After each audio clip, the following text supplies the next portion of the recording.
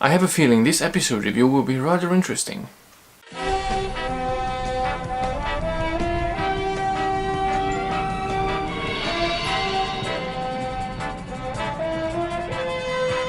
Hello and welcome back with another The Animated Series episode review. Today we're going to talk about the episode How Sharper Than a Serpent Tooth. So in this episode, a mysterious probe scanned the Federation space, and obviously they sent the Enterprise to pursue this probe. While they're pursuing this probe, the Enterprise got encountered with a ship.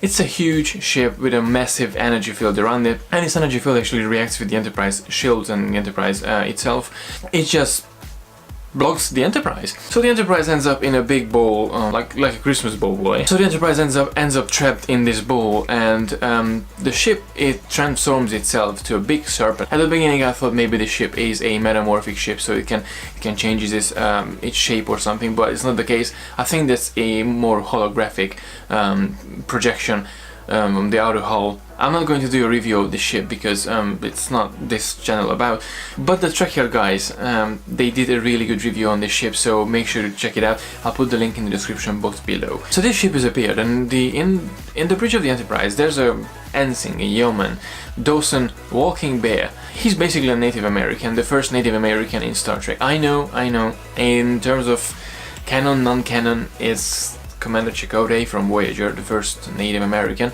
but it's not true because Star Trek Animated Series, I think it's considered as canon, so it's been there and it's there, so there we go, the predecessor of Commander Chakotay. He's on the bridge and he saw the ship and he realizes, okay, this is Kulkukan, a Mayan-Aztec god look-alike creature. This ship started to attack the Enterprise while it's in this bowl. After that, mysteriously, Mrs. Scott, Dr. McCoy, and Walking Bear, and even Captain Kirk, they disappeared from the Enterprise. They basically get transported down to the ship. This ship had a functionality inside, like a holographic interior or something. Again, Trekker guys. So it's the ship and this creature recreated a whole city, a Mayan city. He asked the gang to solve the situation, solve the mystery that they weren't able to solve back then. Now, before going forward, this Kulkukan is supposed to be a Mayan god. Technically, all these tales were aliens coming from different planets. In this case, it's totally true. So this creature interfered with human history. He saw the humans as savages and as just, childs, and he wanted to actually teach them how to become greater beings rather than just savages and just warriors. In this place, when everyone walking around, and obviously Walking Bear, because he has this knowledge about the Mayan-Aztec culture, he sort of realizes a lot of things, and obviously this creature, this Kulkukan, asks the gang, okay, solve the mystery. And Sanko figures out actually they have to turn the serpents towards the top of the pyramid. There was a sort of glass mirror installation decoration on the top of this pyramid, and there were quite a few serpents around the pyramid, so they turned around and actually they released Kulkukan. So obviously this serpent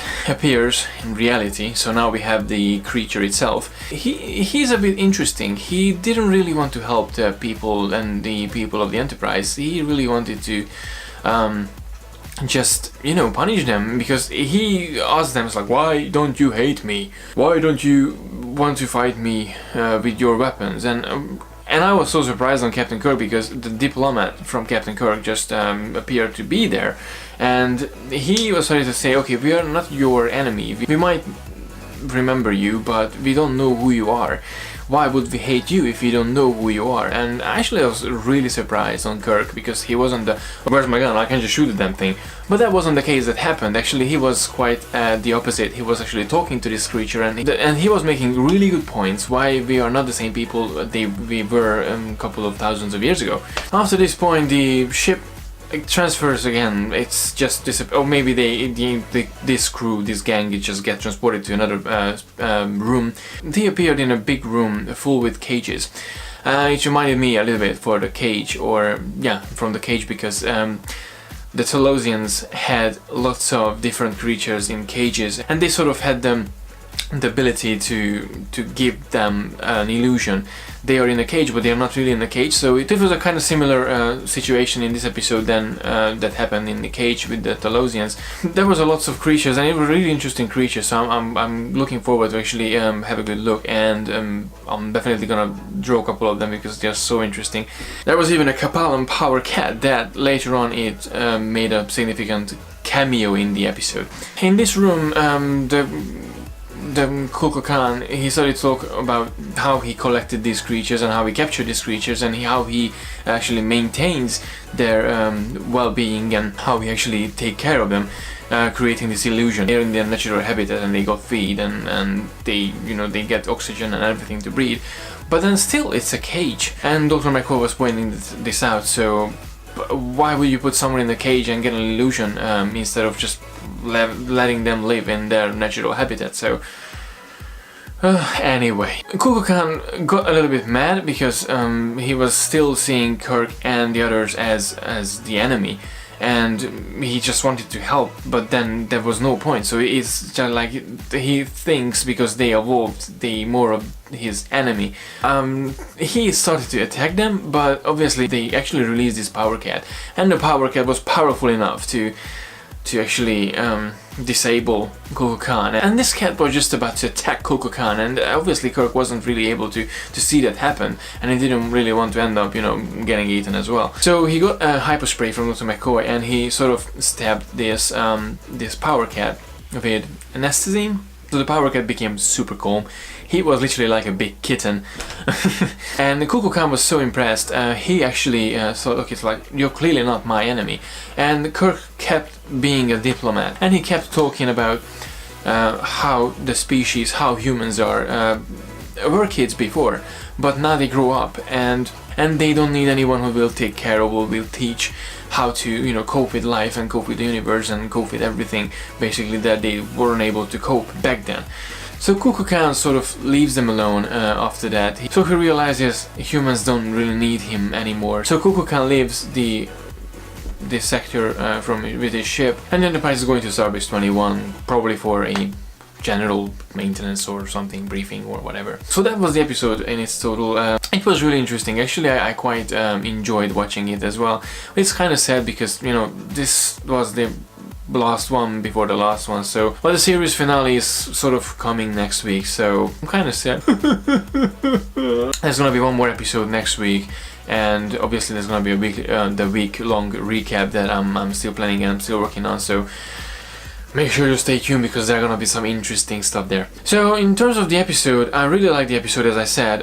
There was one scene when they were in the bridge and who were asking Spock, it's like, shouldn't we actually look for a clue or for a solution to retrieve our people from this ship?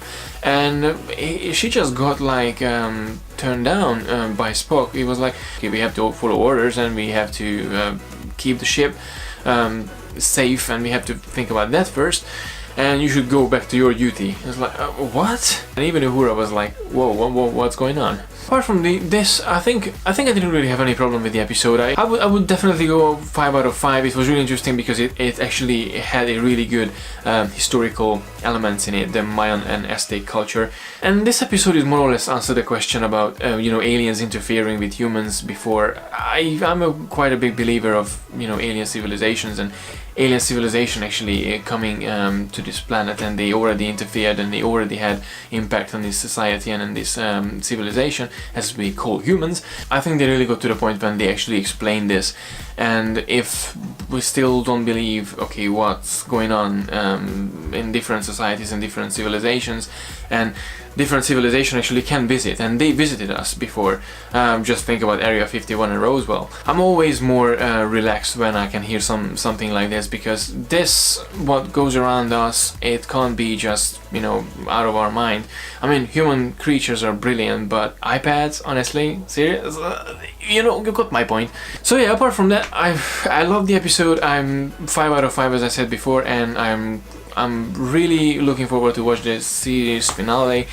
next week, and I'm really looking forward to actually talk about the series finale as well, and then talk about the whole series in a bigger picture. So yeah, that was it for today, guys. Thank you very much for watching, as always. Please don't forget to let me know in the comment section below what you thought about this episode, and what do you think about aliens have been visiting Earth. Please don't forget to like and share the video, and don't forget to subscribe to receive all the geekiness twice a week. Until next time, live long and prosper.